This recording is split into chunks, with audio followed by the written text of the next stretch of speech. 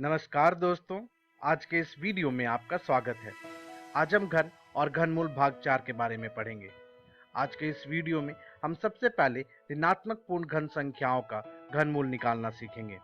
इसके बाद हम परिमेय संख्याओं का घनमूल प्राप्त करना सीखेंगे और अंतिम में हम यह भी सीखेंगे कि किस प्रकार दशमलव संख्याओं का घनमूल प्राप्त किया जाता है। तो आइए आज का पाठ्यक्रम शुरू करते हैं। अपने पिछले वीडियो में आकलन द्वारा घनमूल में मैंने आपको एक सवाल दिया था। वह यह था कि 7,78,688 का आकलन कर यह बताइए कि घनमूल कितना होगा। तो अगर आपका उत्तर 92 है तो आप बिल्कुल सही हैं। आइए अब हम ऋणात्मक पूर्ण घन संख्या का घनमूल प्राप्त करना सीखें। जैसा कि आप जानते हैं कि शून्य से छोटे वाले पूर्णांकों को हम ऋणात्मक पूर्णांक कहते हैं। इन पूर्णांकों के अगर हम 3 बार गुना करें तो जो हमें संख्या ज्ञात होती है उस संख्या को हम उस पूर्णांक का घन संख्या कहेंगे। इसी के प्रतिलोम वह ऋणात्मक पूर्ण संख्या जिसे कि हमने 3 बार गुना कर घन संख्या प्राप्त किया है उसे हम प्राप्त घन संख्या का घनमूल कहेंगे। -64 का घनमूल -4 होता है। जैसा कि हम जानते हैं 4 को 3 बार गुना करने से हमें 64 ज्ञात होता है। ठीक इसी प्रकार -4 को 3 बार गुना करने से हमें -64 ज्ञात होता है। तो ऐसे ऋणात्मक पूर्ण घन संख्याओं का घनमूल किस प्रकार ज्ञात करते हैं, आइए हम यह देखते हैं। उदाहरण के लिए हम यहाँ पे -512 का घनमूल ज्ञात करेंगे। इसके लिए सबसे पहले हम घनमूल के अंदर -1 को 512 से अलग गुना कर लिख लेंगे। इसके बाद जैसा कि यहाँ पर गुणन है तो हम गुना करने के लिए दोनों ही घनमूल को अलग अलग लिख लेंगे। तो सबसे पहले हम -1 का घनमूल लिखेंगे और इसका गुना हम करेंगे 512 के घनमूल से। तो 512 का घनमूल इस प्रकार हम लिख लेंगे। अब जैसा कि हम जानते हैं -1 का घनमूल होता है -1, तो हम -1 लिख लेंगे। अब जैसा कि यहाँ पर गुना का चिन्ह है तो हम गुना का चिन्ह देंगे और इसके बाद 512 का घनमूल निकालेंगे। तो 512 का घनमूल हम जानते हैं कि 8 होता है, तो इसके जगह हम 8 लिखेंगे। अब -1 गुना 8 कितना होता है? जी हाँ, यह -8 होता है। तो हम कह सकते हैं कि -512 का घनमूल -8 होगा। तो कितने ही आराम से हमने ऋणात्मक पूर्ण घन संख्या का घनमूल निकाल लिया। तो आइए अब हम परिमेय संख्याओं का घनमूल प्राप्त करना सीखें। जैसा कि हम जानते हैं p/q में दर्शाने जाने वाली संख्याओं को हम परिमेय संख्याएं कहते हैं। इस संख्या में p व q कोई भी पूर्णांक हो सकते हैं और सबसे महत्वपूर्ण कि q हमारा कभी भी शून्य नहीं होना चाहिए। जी हाँ, परिमेय संख्या में यह हमेशा याद रखें कि q हमारा कभी भी शून्य ना हो। तो आइए उदाहरण में हमने 2744/4096 का घनमूल निकालने का सोचा। तो दिए हुए परिमेय संख्याओं के घनमूल ज्ञात करने के लिए हम दिए हुए परिमेय संख्याओं के p व q दोनों ही संख्याओं का घनमूल एक एक कर निकालेंगे। तो अभाज्य गुणनखंडन द्वारा हम सबसे पहले p यानी कि ऊपर वाली संख्या का घनमूल ज्ञात करते हैं। तो ऊपर में हमारी जो संख्या थी वह थी 2744। तो हम प्राकृत संख्याओं के समूह में एक को छोड़कर वह सबसे छोटी संख्या ज्ञात करेंगे जिससे कि हम 2744 का विभाजन कर सके। तो सबसे पहली छोटी संख्या जो होगी वह होगी 2, क्योंकि जो 2744 के इकाई अंक पर है वह है 4। तो यह एक सम संख्या हुआ। तो सम संख्या को हम 2 से विभाजन कर सकते हैं। तो 2744 का विभाजन 2 से करने पर हमें 1372 ज्ञात होगा।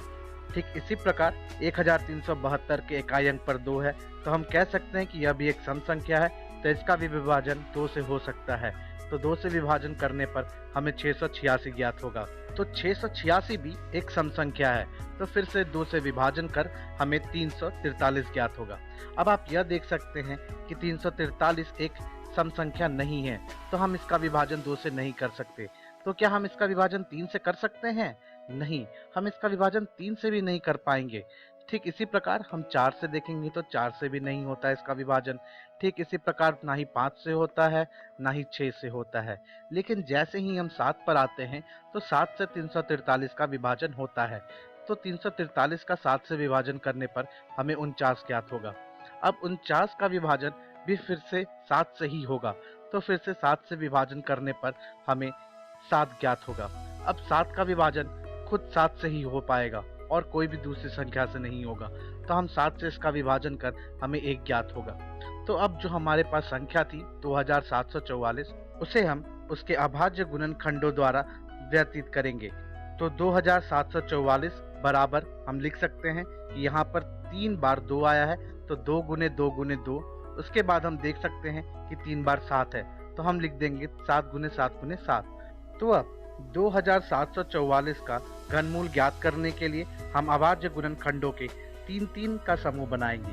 तो सबसे पहला 3 का समूह हमें 2 का ज्ञात होता है, तो घनमूल में हम इन 3 बार 2 के जगह 1 ही बार 2 लिखेंगे।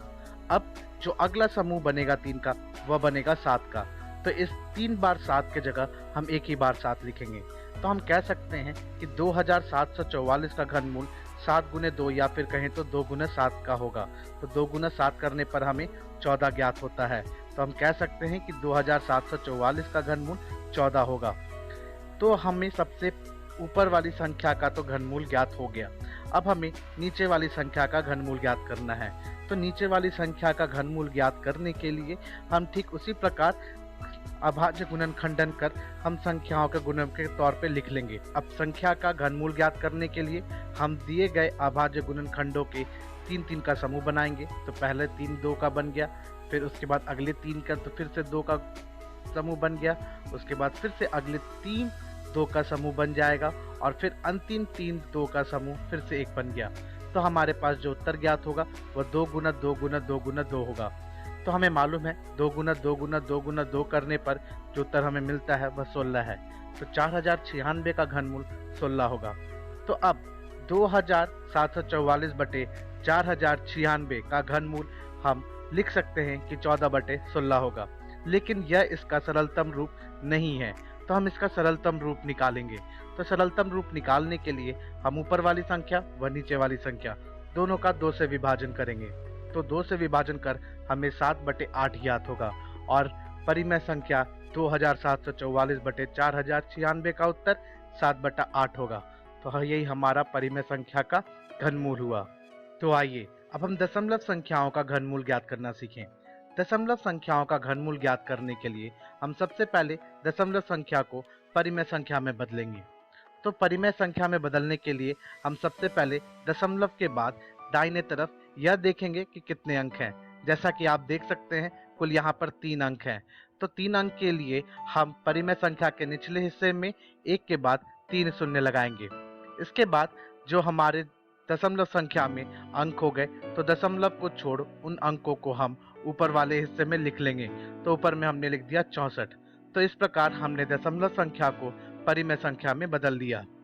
अब जैसा कि अभाज्य गुणनखंडन द्वारा हम परिमेय संख्याओं का घनमूल ज्ञात करते थे, ठीक उसी प्रकार यहाँ पर भी हम इस परिमेय संख्या का अभाज्य गुणनखंडन द्वारा घनमूल ज्ञात करेंगे।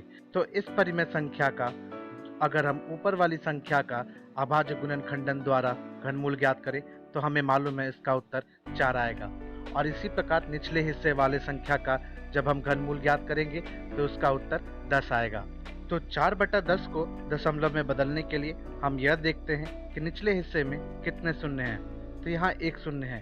तो ऊपर वाली संख्या में 1 अंक के बाद हम दाहिने से बाएं की तरफ बढ़ते वक्त हम दशमलव लगाएंगे।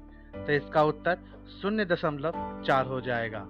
तो हम कह सकते हैं कि 0.064 का घनमूल 0.4 होगा। था ना यह भी बड़ा आसान। तो आज के इस वीडियो में हमने सबसे पहले यह सीखा कि ऋणात्मक पूर्ण घन संख्याओं का घनमूल किस प्रकार ज्ञात किया जाता है। इसके बाद हमने यह भी सीखा कि परिमेय संख्याओं का घनमूल किस प्रकार ज्ञात किया जाता है। और अंतिम में हमने यह जाना कि दशमलव संख्याओं का घनमूल किस प्रकार ज्ञात कर सकते हैं। अब अपनी अगली वीडियो में हम घातांक और घात के बारे में सीखेंगे। तो हम अपनी अगली वीडियो में मिलते हैं।